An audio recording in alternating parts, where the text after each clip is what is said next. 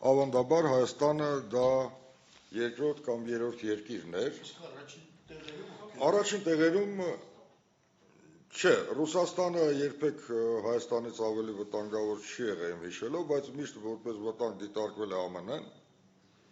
որպես վտանգ դիտարկվել է Իսրայելը։ Տենց նայած թե տարի ինչ քաղաքական զարգացումներ են եղել, բայց հետաքրքիր է, որ Հայաստանը չունենալով որևէ հարաբերություններ եւ կարծես թե իր ներուժով չկա հնարավորություն չունենալով, որևէ լուրջ վտանգ ներկայացնել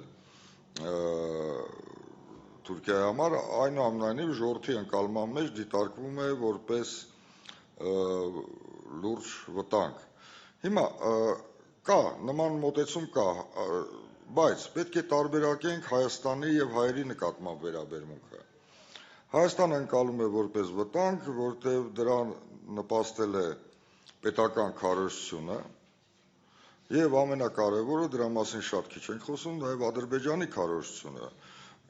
Կան շատ հետաքրքիր թվեր, որ օրինակ քարոզության նպատակով Ադրբեջանը, որքան էլ դա տարօրինակ թվա, Թուրքիայում ծախսում է ավելի շատ գումար, չէ, ընդհանրապես քարոզության նպատակով իր շահերը, իր տեսակետները առաջ մղելու համար, ավելի շատ գումար է ծախսում, քան թե այլ երկրներում։